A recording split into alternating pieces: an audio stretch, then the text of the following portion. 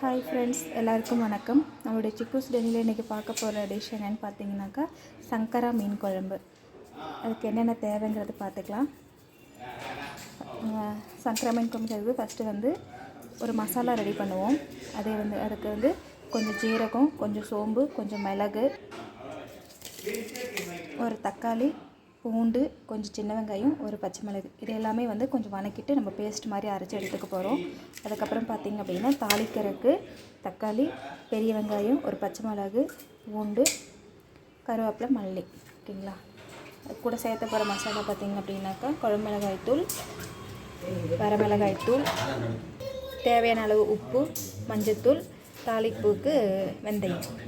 வாங்க இதை எப்படி செய்யலாம் பார்க்கலாம். கொஞ்சம் புளி ஊற வச்சுருக்கோம். தேவையான அளவுக்கு மீன் க்ளீன் பண்ணி வச்சுருக்கோம், ஓகேங்களா. அடுப்பு பற்ற வச்சாச்சு. ஒரு பாத்திரத்தை வச்சுக்கலாம். பாத்திரம் சூடானதும் தேவையான அளவுக்கு இதில் எண்ணெய் ஊற்றிக்கலாம்.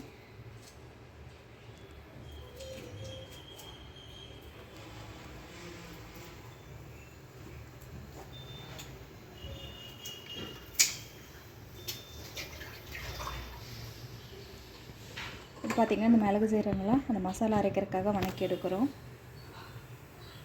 எண்ணெய் கொஞ்சம் சூடாகட்டும்.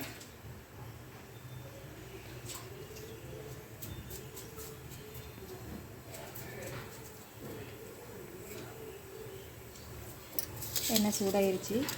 எண்ணெய் சூடானதும் அதில் மிளகு, ஜீரகம், சோம்பு இதெல்லாம் அதில் போட்டுக்கலாம்.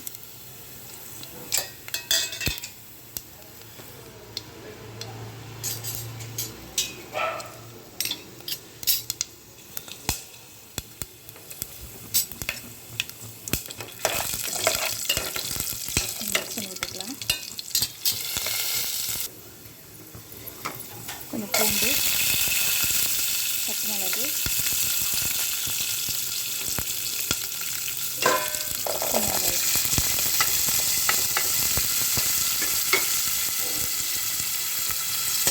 வெங்காயம், நல்லா மிக்ஸ் பண்ணிக்கலாம். இந்த மாதிரி வணக்க அரைச்சி செஞ்சு பாருங்கள். இது டேஸ்ட் ரொம்பவுமே பிடிக்கும் உங்களுக்கு. வெங்காயம் கொஞ்சம் வதங்கினதும் தக்காளி சேர்த்துக்கலாம்.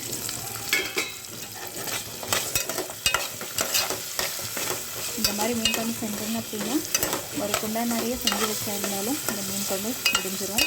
ட்ரை பண்ணி பாருங்கள். தக்காளி வெங்காயம் இப்போ நல்லா வதங்கிருச்சு. இதை நம்ம இப்போ ஒரு மிக்ஸி ஜாரில் மாற்றிக்கலாம். கொஞ்சம் சூடாறிட்டு பேஸ்ட் மாதிரி அரைச்சி இதை எடுத்துக்கலாம். இது பார்த்திங்கன்னா சூடாறிடுச்சு. ஒரு மிக்சியில் எடுத்துட்டோம். இதாவது நைஸாக பேஸ்ட் மாதிரி அரைச்சி எடுத்துக்கலாம்.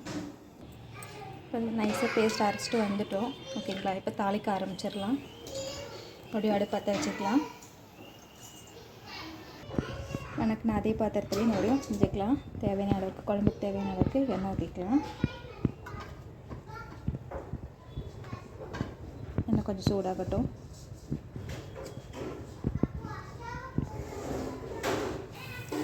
எண்ணெய் நல்லா சூடாகிடுச்சு.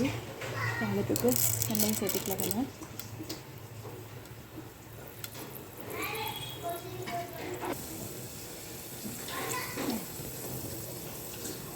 வெங்காயம் நல்லா பொரிஞ்சிருச்சு.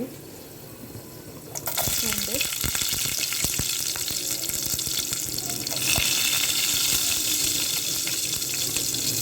பச்சை மிளகு, பெரிய வெங்காயம்,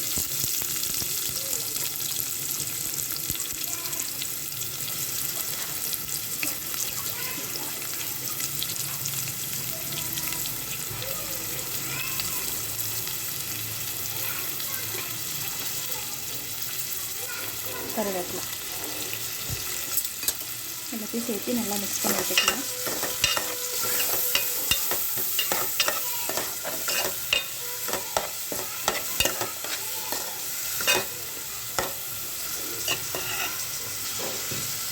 வெங்காயத்து கூட கொஞ்சமாக உப்பு சேர்த்திக்கலாம். எல்லாத்தையும் சேர்த்து நல்லா மிக்ஸ் பண்ணி விட்டுக்கலாம். கொஞ்சம் வெங்காயம் நல்லா வதங்கட்டும். வதங்கினதுக்கப்புறம் தக்காளி சேர்த்து வதக்கிக்கலாம்.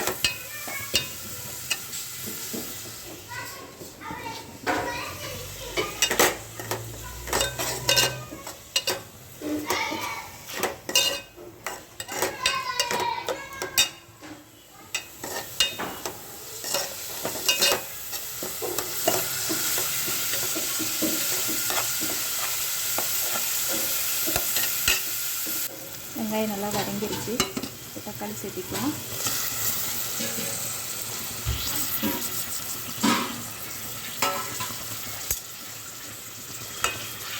நல்லா மிக்ஸ் பண்ணி விட்டுக்கலாம்.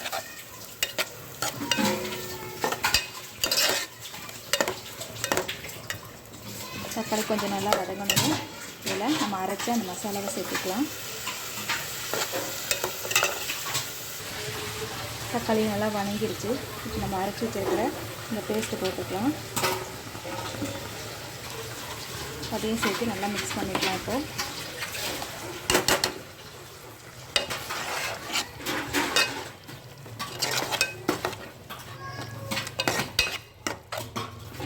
கொஞ்சம் சேர்ந்து எல்லாம் நல்லா சேர்ந்து வதங்கட்டும். இப்போ பார்த்திங்கன்னா இந்த மசாலாவும் நல்லா சேர்ந்து வதங்கிருச்சு. இப்போ இதுக்கு தேவையான மிளகாத்தூள், மஞ்சத்தூள் போட்டுக்கலாம். மஞ்சத்தூள் கொஞ்சம்,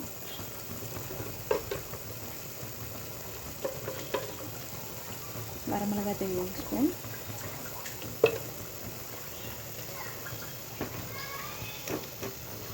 நம்ம குறுமிளகும் போட்டிருக்கிறோம், பச்சை மிளகும் போட்டிருக்கோம். அதனால் காரம் கொஞ்சம் பார்த்து போட்டுக்குங்க. குழம்பு மிளகாய்த்தூள் 2 ஸ்பூன் போட்டுக்கிறேன்.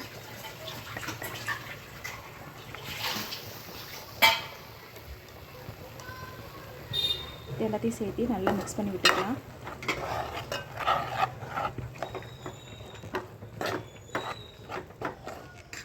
இது கொஞ்சம் பச்சை வாசனை போனதுமே இதில் நம்ம புளி கரைசல் ஊற்றிக்கலாம். மசாலா நல்லா மிக்ஸ் ஆகிடுச்சு. இப்போ இதில் நம்ம கரைச்சி வச்சுருக்க புளி கரைசலை ஊற்றிக்கலாம். புளி கரைசலை ஊற்றிட்டு நல்லா மிக்ஸ் பண்ணி விட்டுக்கலாம். இப்போ தேவையான அளவு நம்ம உப்பு சேர்த்திக்கலாம்.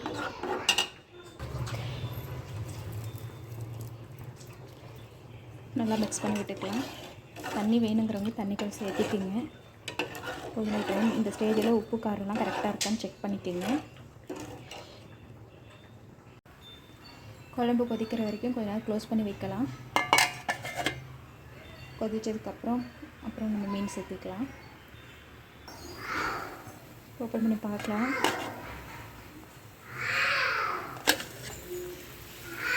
குழம்பு நல்லா கொதிச்சிருச்சு. இந்த ஸ்டேஜில் இப்போ நம்ம இதில் மீன் ஆட் பண்ணிக்கலாம்.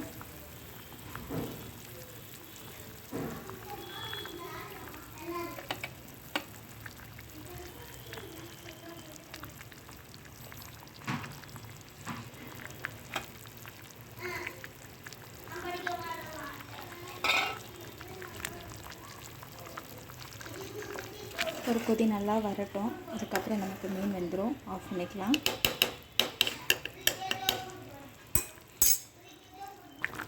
பார்த்திங்கன்னா குழம்பு நல்லா கொதிச்சிருச்சு. மீன் பார்க்கலாம். மீன் நல்லா வெந்துருச்சு. இந்த ஸ்டேஜில் நம்ம லாஸ்ட்டாக மல்லி இலை தூவிட்டு ஆஃப் பண்ணிக்கலாம். கண்டிப்பாக வீட்டில் எல்லோரும் ட்ரை பண்ணி பாருங்கள். ட்ரை பண்ணி பார்த்துட்டு சாப்பிட்டு பார்த்துட்டு எப்படி இருக்குங்கிறத எனக்கு கமெண்ட் பண்ணுங்கள். பிடிச்சிருந்தால் லைக் பண்ணுங்கள். மறக்காமல் சப்ஸ்கிரைப் பண்ணுங்கள். தேங்க்யூ.